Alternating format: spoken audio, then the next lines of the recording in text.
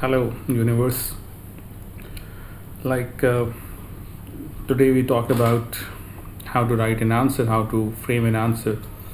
Specifically, these things have designed to answer O and A level economics.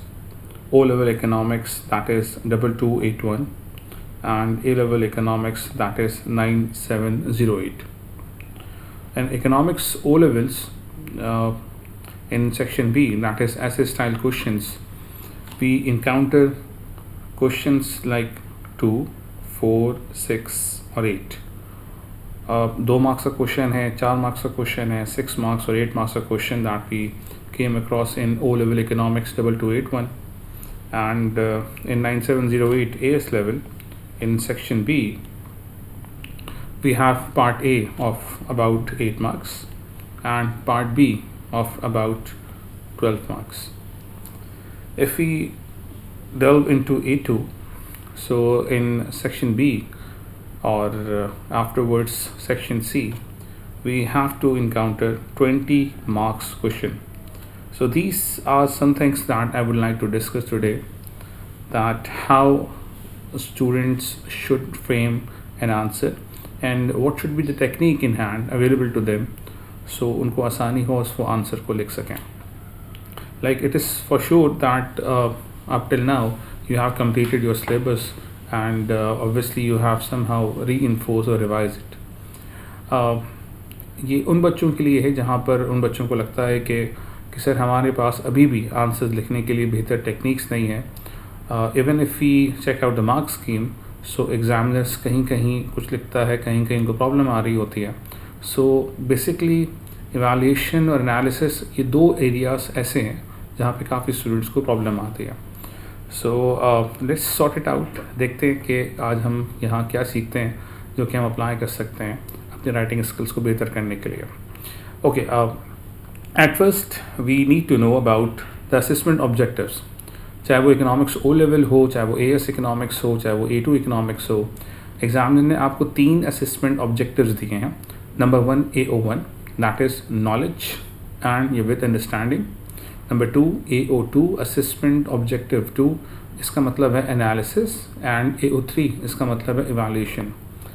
तो जो knowledge with understanding है उसका जो ब्रेकअप हमने बनाया है, इसमें आपके पास अवेलेबल है. नंबर 1 पे you have to write the definition, the formula, numerical values, equation, graph, schedule, examples, types and explanation.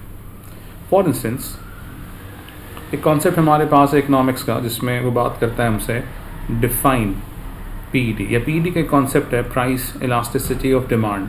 तो प्राइस इलास्टिसिटी ऑफ डिमांड को लेकर AO1 में एक स्टूडेंट क्या क्या लिख सकता है.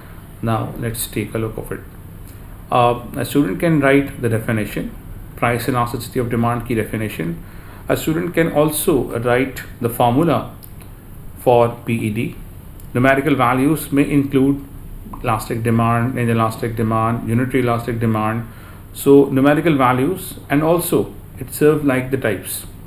So AO1 को अगर आपने सर्व करना है as per the marks, so आप नॉलेज विद अंडरस्टैंडिंग के लिए ये तमाम चीज़ें इस्तेमाल कर सकते हैं जो कि आपको आपकी स्क्रीन पे नज़र आ रही हैं. Yes, definition, formula, numerical values, equation, graph. और पीडी की बात की जाए तो पीडी में आप इलास्टिक डिमांड को और इन इलास्टिक डिमांड को भी दिखा सकते हैं for most of the questions. Obviously ये वेरी करेगा, जहाँ पर 6 मार्क्स का क्वेश्चन है उसमें आपको कितना लिखना है इसको भी आपने सीखना होगा. बट रेस्ट अश्योर कि आपने यही सब चीज़ें लिखनी है AO1 में, और एग्जामिनर के असेसमेंट ऑब्जेक्टिव 1 को ये सारी चीज़ें कैटर करती हैं. अच्छा, इंपॉर्टेंटली जो चीज़ AO1 में हम डिस्कस कर रहे हैं ऑब्वियसली हम AO2 में उसको नहीं रिपीट करेंगे और AO1 की एक्सटेंशन AO2 तक लेके जाएंगे, that is the analysis. Okay, now let's come to the analysis part. Very importantly you need to know that you need to write cause and effects of the economic concept. Let me explain it to you. अगर हम बात करते हैं inflation की, so if I write inflation in the middle, so causes of inflation could be the demand pull and cost push inflation. Now, consequences could be, it could impact badly the consumers, it could affect positively to the firms, it could possibly make an impact on an economy adversely. So these are the effects. So if I write a common thing, that is the inflation in the middle, so you need to write the cause and effects most of the time.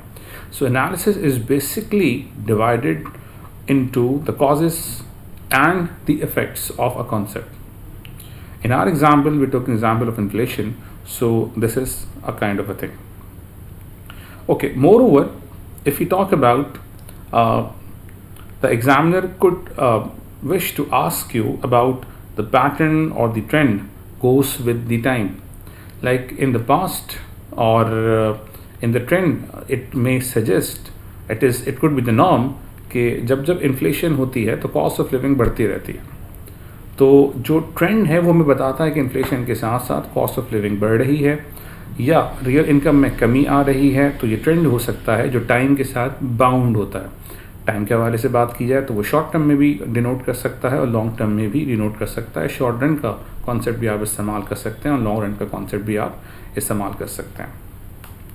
Moving onwards, जो कि हमारे पास pattern है, obviously हो सकता है कि examiner ने आपको क्वेश्चन में ये चीज़ प्रोवाइड की हो. और पैटर्न का जहाँ तक ताल्लुक है तो ये डाटा रिस्पांस क्वेश्चन जो कि सेक्शन ए का पार्ट होता है, चाहे आप ओ लेवल इकोनॉमिक्स कर रहे हैं या आप एएस इकोनॉमिक्स को अटैम्प्ट कर रहे हैं या A2 इकोनॉमिक्स को अटैम्प्ट कर रहे हैं, तो सेक्शन ए में इस चीज़ को देखा जा सकता है मोस्टली. आगे बात करते हैं तो यहाँ पर वो सारी चीज़ें हमने यहाँ डिस्कस की हैं कि वो इकोनॉमिक फिनोमेना कहला सकता है. इसमें प्रोसेस के हवाले से बात की जा सकती है या ऑपरेशन के हवाले से बात की जा सकती है. यानी कि once you identify economic phenomena और इकोनॉमिक वेरिएबल फॉर से, तो आप उसमें उसके जो प्रोसेस है, जो जिस तरह से वो हो रहा है, उसका जो मैकेनिज़्म है, उसको ब्रेकअप में दिखा सकते हैं. इसके साथ साथ उसमें आने वाली चेंजेस, अगेन जो चेंजेस आती हैं वो टाइमली आएंगी या तो आप किसी टाइम फ्रेम को खुद से बताएंगे, that is known as an example on explanation. आप अपना एक केस बनाएंगे, एक विजेट बनाएंगे और उसमें इस केस को प्रेजेंट करेंगे.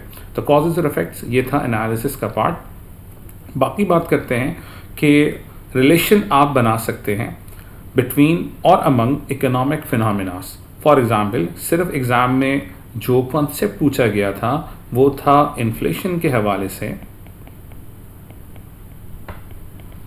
तो आप अपने पास से कोई चीज़ ऐड कर दें और इन्फ्लेशन के साथ साथ आप बात कर सकते हैं कि inflation eight times witnessed at the time of economic growth. कि जब इकोनॉमिक ग्रोथ हमें नज़र आती है अपने मुल्क में, तो साथ साथ हमें इन्फ्लेशन भी नज़र आती है. हाँ, ये बात याद रहे कि हो सकता है कि ये बात एग्जामिनर ने, यानी कि इकोनॉमिक ग्रोथ के हवाले से एग्जामिनर ने सवाल में कुछ डायरेक्टली आपसे पूछा नहीं है, but still you may add it with your own as an own your opinion, और आप इसको लिख सकते हैं with relation to the economic variable inflation. तो इन्फ्लेशन के साथ जो चीज़ें आपको लिंक बनती हुई या आपने अपनी स्टडी में पढ़ा है उसको, तो आप उसको ऐड ऑन कर सकते हो. This is what I meant about making a relationship between economic phenomenas, जो कि बन सकते हैं या बने हुए हैं. ओके, अच्छा, इसके साथ साथ आपकी जो एनालिसिस है, इसको भी आपने याद रखना है कि एनालिसिस जो होती हैं वो जनरल भी हो सकती हैं और स्पेसिफिक भी हो सकती हैं. यानी कि ब्रॉड टर्म्स में भी आप उसको बता सकते हैं और नैरो टर्म्स में बता सकते हैं. But on the other hand, evaluation is always you have to be very specific. यानी कि जो आपकी इवैल्यूएशन है वो स्पेसिफिकली आप कर रहे होते हो, किसी ख़ास पॉइंट ऑफ व्यू की बात करते हैं, किसी एक ख़ास चीज़ को आप डिस्कस करते हैं. मगर दूसरी तरफ जो एनालिसिस होते हैं वो जनरल भी हो सकते हैं और वो स्पेसिफिक भी हो सकते हैं, यानी कि ब्रॉड भी हो सकते हैं और नैरो भी हो सकते हैं.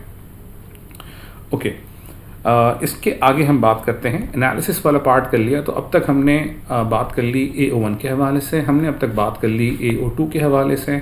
अब हम आ रहे हैं इवैल्यूएशन के हवाले से. इवैल्यूएशन भी ऑल टुगेदर एक डिफरेंट फिनोमेना है और इसको हम पूरी कोशिश करते हैं कि इवैल्यूएशन को बात को समेटा जाए.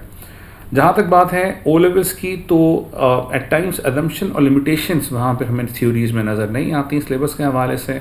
सो you may omit assumptions and limitations as these are not the parts of O level economics.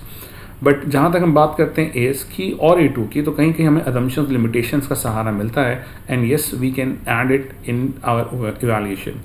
Okay, इसी चीज़ को हमने और बात को समझाया तो स्ट्रेंथ और वीकनेस के हवाले से हम बात कर सकते हैं। यानी कि एवैल्यूएशन में आप किसी आइडिया यानी कि इकोनॉमिक आइडिया या इकोनॉमिक फिनोमिना की स्ट्रेंथ्स, वीकनेसेस, उसी की असम्पशंस, उसी की लिमिटेशंस जो कि अगर थ्योरी में मौजूद हैं तो आप उसके बारे में बात कर सकते हैं या लिख सकते हैं।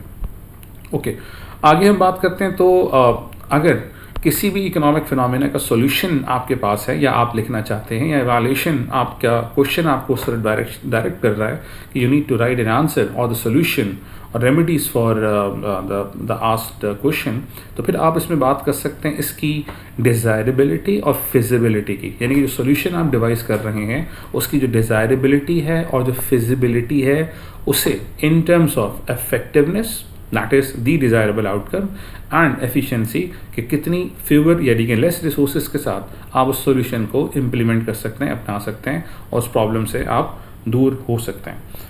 तो इफेक्टिवनेस की हम बात कर सकते हैं, एफिशिएंसी की बात कर सकते हैं। इसी में किसी क्वेश्चन में प्रायोरिटीज़ के हवाले से आप बात कर सकते हैं कि भाई इस वक्त में शॉर्ट टाइम पीरियड में आपका जो सोल्यूशन है वो ऐसा होना चाहिए। फॉर एग्जाम्पल इन्फ्लेशन को कर्व करने के लिए आप क्या मॉनेटरी पॉलिसी या डिमांड साइड पॉलिसीज़ को इस्तेमाल करना चाहेंगे या सप्लाई साइड पॉलिसीज़ को इस्तेमाल करना चाहेंगे या दोनों का मिक्स कोई चीज़ आप इस्तेमाल करना चाहोगे, तो प्रायोरिटीज़ भी शॉर्ट टर्म में या लॉन्ग टर्म में आप डिवाइस कर सकते हो। ऑब्वियसली किसी क्वेश्चन का ताल्लुक और उसमें इवैल्यूएशन का ताल्लुक फेयरनेस से हो सकता है, अनबायसनेस से हो सकता है, जिसमें कोई कॉन्सेप्ट आ सकता है फॉर से इक्वालिटी और इक्विटी। तो ये इक्वालिटी और इक्विटी को मैं कोशिश कर रहा हूँ कि फेयरनेस के साथ जोड़ूँ। तो ज़रूरी नहीं है कि फेयरनेस आप दिखें, आप अपने आंसर्स में दिखा सकें, बट हो सकता है कि ऐसा क्वेश्चन हो जिसमें आपको फेयरनेस को भी इस्तेमाल करना पड़ जाए। यानी कि जो आपका डिसीजन हो वो वाइस के साथ साथ जस्ट भी हो या कोई और आपके पास कॉन्सेप्ट हो जो कि आपकी जो कि लॉजिक है उसको डिसाइड कर सकता है। एनीहाउ, पार्ट सी जो इवैल्यूएशन में हमने चीज़ें इंक्लूड करी हैं उसमें आती है रिकमेंडेशन, नंबर सेकंड पे है वैल्यू जजमेंट, नंबर थर्ड पे डिसीजन। यानी कि आपकी जो इवैल्यूएशन होनी चाहिए उसकी जो टून है वो क्या होनी चाहिए। बहुत पोलाइट वे में, एक माइल्ड वे में आप कोई आंसर देना चाहते हो तो आप उसको कह सकते हैं कि सर ये रिकमेंडेशन है, जिस तरह सजेशन आप कभी देते हैं और उसमें डिनाइल का एक चांस रहता है सामने वाली पार्टी के पास। तो ये रिकमेंडेशन की एक टून होती है। तो आपके आंसर ऑब्वियसली जो आप सेंटेंस इस्तेमाल करते हैं उसकी जो टून होगी वो एक माइल्ड फॉर्म में होगी, तो it could be a recommendation. Second, अगर सवाल में ऑप्शंस आपके पास कोई दो हैं, मतलब दो में से कोई आपको एक पिक करना है या हाँ या ना में आंसर देना है, तो that might go to value judgement. तो जो वैल्यू जजमेंट है वो आपकी एक सब्जेक्टिव असेसमेंट होती है, अनलाइक रियल टाइम जजमेंट जो कि अदालत में जज कर रहा होता है। तो जो वैल्यू जजमेंट होती है वो एक सब्जेक्टिव असेसमेंट होती है, दैट इन्वॉल्व्स पर्सनल ओपिनियन और belief about something being good, bad, right, wrong. मैं इसको कह सकता हूँ कुछ ताल्लुक उसका एथिक्स है कि जो आपको बेहतर लगता है आप उसी को जस्टिफाई कर रहे हैं और उसका रैशनल आपने जो आपकी एनालिसिस है उसमें आपने बिल्ड किया है, उसके इफेक्ट्स आपने बताए हैं।